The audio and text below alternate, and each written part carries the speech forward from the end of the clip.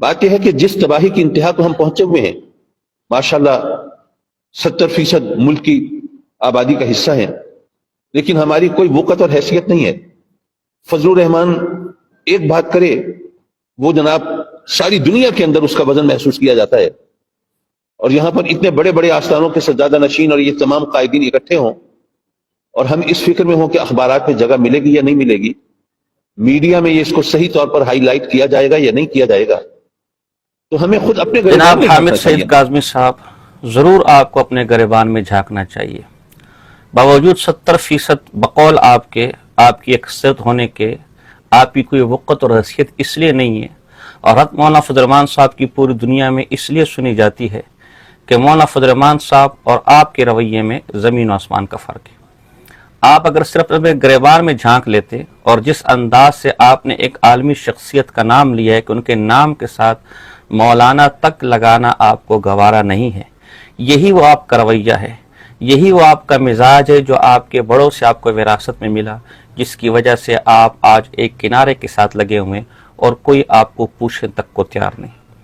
اس کے بالمقابل آپ حضرت مولانا فضل الرحمان صاحب دامت برکات عالیہ کی وسعت ظرفی کا اندازہ اس سے لگائیں کہ اس وقت تحریک لبیک حکومتی پابندی کا شکار ہے، اور آپ کے بڑے بڑے ترم خان جو سٹیج پر گلے پھاڑتے تھے اور حکومت اور ریاستی اداروں کو قادیانی نواز کہتے تھے، وہ آج چوہوں کی طرح بلوں میں چھپے بیٹھے ہیں۔ کارکنوں کو شہید کروا دیا، گرفتار کروا دیا، لیکن خود آج بھی ایسی کمروں کے اندر وہ آرام سے آرام فرما ہوں گے، حتیٰ کہ سوشل میڈیا پر باقاعدہ انہوں نے ٹکر چلائیں کہ ریاستی اداروں کے خلاف ہمارے نام سے کوئی پوسٹ نہ چلائی جائے۔ ان حالات میں بھی آپ کے مسلک سے تو ایک آواز نہیں اٹھی، ان حالات میں بھی حضرت مولانا فضل الرحمان صاحب دامت برکات عالیہ نے آپ کے حق میں کس طرح آواز اٹھائی، یہ خود آپ ایک مولوی کی زبانی سنیے۔ دو جملے بھی یہاں نکلے یار، بات کرنے میں بھی طریقہ نہیں آیا، بات کرنے بھی نہیں آئی، بات کیا کی ہے یار تم نے؟ اگر کانفرنس بھی کی، پریس کانفرنس کی، تو تم اس پہ کیسا تمہارا لہجہ ہے؟ 1 منٹ کے اندر حکومت کو یہ کہتے کہ پوری اہل سنت پر حملہ ہے، کیسے تم نے دودھ پیتے بچوں کو اٹھا لیا، عورتوں کو تم نے مارا ہے، سب کچھ تم نے کیا ہے۔ اگر یہ آدھے گھنٹے میں ظلم نہیں روکو گے تو پورے پاکستان کے اندر حضور کے غلام میدان میں ہوں گے، کیونکہ اہل سنت لاوارث نہیں ہے۔ مفتی صاحب جملے یہ ہونے چاہیے، او مفتی اعظم، لیکن 2 جملے بھی اگر حکومت کو نہ بول سکے تو کیا ہوا؟ لیٹے ہوئے ہیں نا لوگ تو پھر۔ اور دیکھو فضل الرحمان کو، آپ جملے دیکھو اس کے یار، اس کا پورا وفد تحریک لبیک کے پاس آیا اور اس نے آ کر کہا کہ آپ پر حملہ، ہم پر حملہ ہے، پوری یہ ہے آپ کے ساتھ کھڑی ہوئی، ہم میدان کے اندر کھڑے ہیں، اور اس وقت وہ سب سے زیادہ ایکٹیو ہوا ہے۔ یہ کیا ہے؟ یہ اہل سنت کے لیے المیہ نہیں ہے، فکریہ نہیں؟ ہم ان باتوں کو کیا کریں گے؟ ہمارے بچوں کے مستقبل کا کیا ہے؟ پھر ہمارے ادارے کہاں ہیں؟ ہماری مسجدوں کا؟ یہ ہے وہ فرق مولانا فضل الرحمان صاحب میں اور آپ میں، جس کی وجہ سے مولانا فضل الرحمان صاحب کی پوری دنیا میں سنی جاتی ہے۔ آپ کے 70% لوگوں نے کیا دیا؟ مزارات، دھمال، ناچ گانا، گالم گلوچ، چرس، بھنگ، پیروں کو خدائی کا درجہ، اس کے علاوہ کیا دیا آپ کے مسلک نے؟ آپ کی اس لیے نہیں سنی جاتی کہ خود آپ کے حکیم الامت ان کا دیوان سالک ہے۔ اس کے صفحہ نمبر 45 پہ لکھا ہے، اہل سنت بہر قوالی و عرض دیوبندی بہر تصنیفات و درس، خرچ سنی بر قبور و خان کا، خرچ نجدی بر علوم و درس کا۔ آپ کا خرچ، آپ کا پیسہ دھمالوں پہ لگا، مزاروں پہ لگا، رینچ لڑوانے پہ لگا، قوالیوں پہ لگا، ناچ گانے دھمال پہ لگا، جبکہ اہل حق کا خرچہ علم پر لگا، دین پھیلانے پر لگا، سیاسی جماعتیں بنانے پر لگا، دین کے ہر شعبے کو آباد کرنے پر لگا۔ لوگ آپ کی کیوں نہیں سنتے؟ اس لیے کہ یہ آپ کے مسلک کی کتاب امام حرم اور ہم ہے، جس کے اندر ائمہ حرمین کو کافر کہا گیا، جس کے اندر ائمہ حرمین کے پیچھے نماز پڑھنے والوں کی نماز کو باطل کہا گیا۔ آپ کی لوگ کیوں نہیں سنتے؟ اس لیے کہ تحریک خلافت ہو، تحریک ترک موالات ہو، 1857 کی جنگ ہو، تحریک آزادی ہو، انگریز کے خلاف لڑنا ہو، سکھوں کے خلاف لڑنا ہو، وہاں مولانا فضل الرحمان صاحب کے اکابر میدان میں ہیں، اہل حق کے اکابر میدان میں، جبکہ آپ کے اعلی حضرت اور آپ کے خلفاء انگریز کے حق میں فتوے جاری کر رہے ہیں، انگریز کے حق میں لکھ رہے ہیں، یہاں تک کہ سر رابنسن، فرانسس رابنسن کو ان کی خدمات کا اعتراف کرنا پڑا۔ آپ کے لوگ کیوں نہیں سنتے؟ اس لیے کہ آپ کا تعلق اس مسلک کے ساتھ ہے جس مسلک کے مظہر اعلیٰ حشمت علی رضوی نے کتاب تجانب اہل سنت لکھی جس میں مسلم لیگ کو کافر کہا، جس میں قائد اعظم محمد علی جناح کو کافر کہا، جس میں علامہ اقبال کو کافر کہا، جس میں کھاٹیاواری برادری کو کافر کہا، جس میں میمن برادری کو کافر کہا، جس میں غیر مقلدین اہل الحدیث کو کافر کہا، جس میں دیوبندیوں کو کافر کہا، غرض اپنے بریلی مسلک کے علاوہ ہندوستان میں بسنے والی ہر رنگ و نسل، ہر فرقے، ہر مسلک، ہر جماعت کو کافر کہا، اور یہاں تک لکھا کہ ان لوگوں کی عورتیں اپنے پیچھے بورڈ لگا لے وقف فی سبیل الشیطان معاذ اللہ۔ لوگ آپ کی کیوں نہیں سنتے؟ اس لیے کہ آپ کے عالد مولانا مزا خان صاحب بریلی نے فتویٰ دیا کہ اگر دیوبندی وہابی سے جسم بھی چھو جائے تو وضو کرنا مستحب ہے۔ آپ کے آلہت نے فتویٰ دیا کہ دیوبندیوں کا نکاح ملفوظات کے اندر ہے، دنیا میں کسی سے حتیٰ کہ کسی جانور سے بھی نہیں ہوتا۔ آپ کے آلہت نے یہ فتویٰ دیا کہ سارے کے سارے دیوبندی وہابی یعنی ہم بریلیوں کے برخلاف جتنے بھی فرقے ہیں وہ سب کے سب ولد الحرام ہے معاذ اللہ۔ آپ کے آلہت نے یہ فتویٰ دیا کہ جو کسی وہابی کو اپنی بیٹی دے وہ ایسے جیسے کتے تلے اپنی بیٹی بچھا دی۔ اس لیے یہ وہ آپ کا رویہ، یہ وہ آپ کا مزاج تھا کہ آج کوئی آپ کی اپنی سننے والا نہیں ہے۔ آپ کے اعلیٰ حضرت نے مولانا عبدالباری فرنگی محلی کے اوپر کفر کا فتویٰ الطاری داری کے اندر صرف اس لیے لگایا کہ وہ علماء دیوبند کو مولانا کہتے ہیں۔ شاید یہی وجہ ہے، یہی خوف ہے کہ آج مولانا فضل الرحمان صاحب کے نام کے ساتھ آپ کو مولانا لگانے کی ضرورت نہ ہوئی۔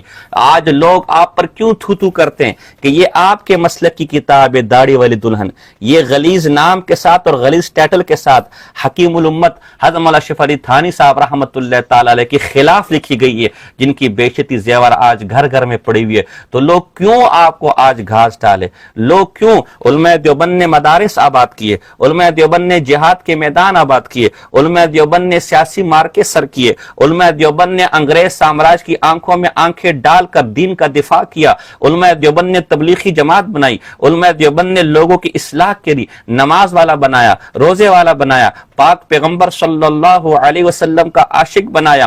70 سال سے ہم تحریک ختم نبوت پر کام کر رہے ہیں، کوئی ثابت کرے کہ اس تحریک نے کسی کے ایک گملہ بھی توڑا ہو۔ حضرت مولانا فضل الرحمان صاحب جوانی سے سیاست کر رہے ہیں، کوئی ثابت کر دے کہ ان کی سیاسی تحریکات نے ایک گملہ بھی کسی کا توڑا ہو۔ آپ کو جمعہ 4 دن نہیں ہوئے، فیض حمید کی برکت سے آپ نے تحریک لبیک بنائی اور پوری دنیا کے اندر تحفظ ختم نبوت کے محاذ پر کام کرنے والوں کو بدنام کیا۔ ان کا امیج ایک دہشت گرد کے طور پر، ان کا امیج ایک غنڈے کے طور پر، یہ وہ رویہ ہے کہ جس کی وجہ سے لوگ آج آپ کو رد کر چکے ہیں۔ لوگ آپ کو آج کیوں قبول کرنے کو تیار نہیں ہے؟ یہی تحریک لبیک ہے، یہی اس کا بانی ہے جنرل فیض حمید کا فیض یافتہ خادم حسین رضوی، جو کہتا ہے کہ وہابیوں کی اذان سوروں کی اذان ہے، جو کہتا ہے کہ معاذ اللہ احمد لاہوری صاحب رحمۃ اللہ تعالی علیہ اور مولانا موسیٰ روحانی بازی صاحب رحمۃ اللہ علیہ کی قبروں پر کھڑا ہو کر میں نے پر تھوکا، انہیں گستاخ کہا۔ آج اسی تحریک لبیک پر جب مشکل آئی، آپ لوگ بلوں کے اندر گھسے ہوئے ہیں، آپ کی مساجد اور مدارس بند ہیں، وہ سیل ہو رہی ہیں، آپ کے خادم رضوی کا مزار سیل ہو رہا ہے، اور اگر حکومت کے ساتھ کوئی بات کر رہا ہے، کوئی آنکھوں میں آنکھیں ڈال رہا ہے تو وہ مولانا فضل الرحمان صاحب ہے۔ اس لیے کہ مولانا فضل الرحمان صاحب نے پاکستانی ہونے کے ناطے، ایک انسانیت ہونے کے ناطے کبھی مسلک کو آڑے نہیں آنے دیا۔ وہ ایک عالمی رہنما کے طور پر اپنے آپ کو پیش کرنا چاہتا ہے، جبکہ آپ اپنے 1.5 انچ کی مسجد، آپ کی مثال حوض کے مینڈک کی طرح ہے، جسے حوض دنیا کا سب سے بڑا سمندر نظر آتا ہے۔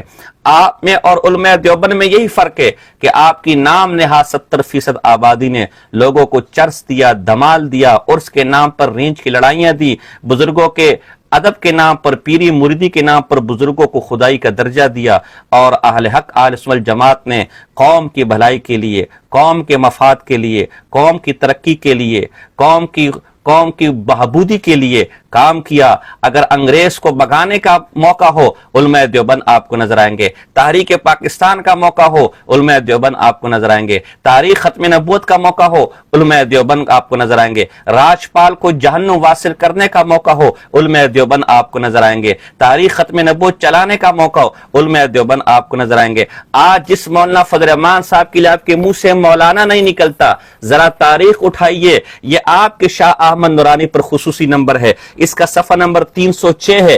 اس میں لکھا ہے کہ MRD کے نواب زادہ نصر اللہ خان صاحب مرحوم مولانا فضل الرحمان صاحب کو وزیر اعظم کا वज़ीर आज़म का कैंडिडेट मुंतखब होने पर वोट नहीं देना चाह रहे थे। मुशर्रफ के जमाने में शाह अहमद नूरानी ने पाकिस्तान के वज़ीर आज़म के लिए जिस कैंडिडेट का इंतखाब किया वो मौलाना फजल रहमान साहब थे। मुत्तहिदा मजलिस अमल के प्लेटफॉर्म से न सिर्फ आपकी नूरानी ने उन्हें कायद मानकर उन्हें वोट दिया, बल्कि नवाबजादा नसरुल्लाह खान साहब को भी तैयार किया मौलाना फजल रहमान साहब को वोट देने के लिए।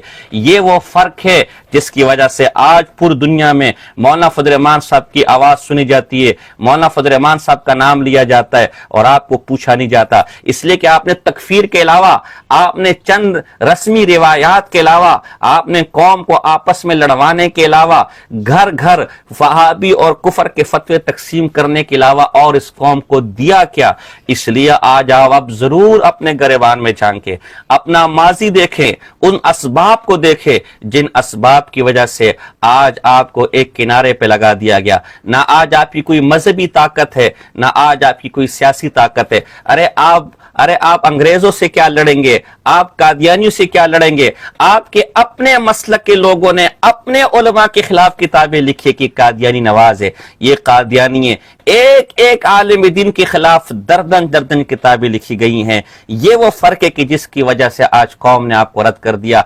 आज आपको एक ओहदा पीपल पार्टी के जमाने में वफाकी वजीर मजहबी उमूर का मिला जिसमें आपने करोड़ों की करप्शन की। वो वीडियोस आज भी हमारे पास मौजूद है लेकिन हम दिखाना नहीं चाहते, जिसमें हाजी हाथ उठा उठा कर आपको बदुआएं दे रहे थे। और मौलाना फजल रहमान साहब जवानी से दाढ़ी काली थी, आज दाढ़ी सफेद हो गई, बड़े बड़े सरकारी ओहदों पर भी बैठा, कायदे हज़्ब इख्तिलाफ भी बैठा, सियासत में उसकी सारी जिंदगी गुजर गई, लेकिन कोई एक दमड़ी की करप्शन उन पर साबित न कर सका। वो पीटीआई जो सबसे बड़ी उनकी मुखालिफ थी, जब उस पर मुश्किल आई तो वो पीटीआई भी इन्हीं मौलाना फजल रहमान साहब की तारीफों में रतुम लिसान थी। ये वो फर्क है जिसकी वजह से आज मौलाना फजल रहमान साहब और अहले सुन्नत वल जमात देवबंद की आवाज को पूरी दुनिया में सुना जाता है, लेकिन आपको कोई पूछने वाला नहीं।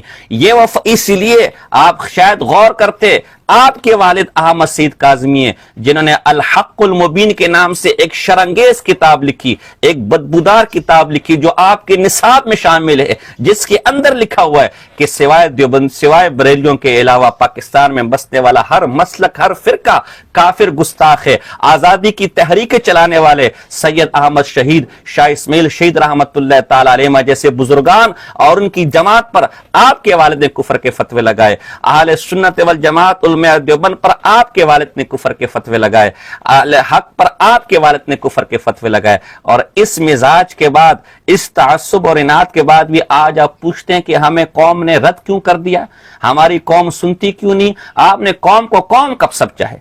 आप कौम के साथ बेइज्जती कौम मुखातब कब हुए? आपने हमेशा कौम को लड़वाया, आपने हमेशा अपने पेट के लिए कौम को रस्म और रिवाज के अंदर, कौम को धमालों के अंदर, कौम को नाच गानों के अंदर मसरूफ रखा। आज जब संजीदा तबका और आज जब पढ़ा लिखा तबका आपको जान चुकी है, आपको पहचान चुकी है, वो आपको रद्द कर चुकी है, तो आज मौलाना फजल रहमान साहब से गिले शिकवे करने के बजाय अपने गरेबान में देंगे। उम्मीद करते हैं कि आप अपने माजी को देखकर अपने हाल को सुधारने की कोशिश करेंगे, वरना यूं ही गिले करते करते जैसे आपके बड़े इस दुनिया से चले गए, आप भी चले जाएंगे और मजीद रुसवाई के तमगे आपके गले में डलने के लिए तैयार रहेंगे। हमने बड़े दर्द दिल के साथ आपके सामने कुछ हकायक रखे, उम्मीद करता हूं कि आप इन पर गौर व फिक्र करेंगे। फमा अलैना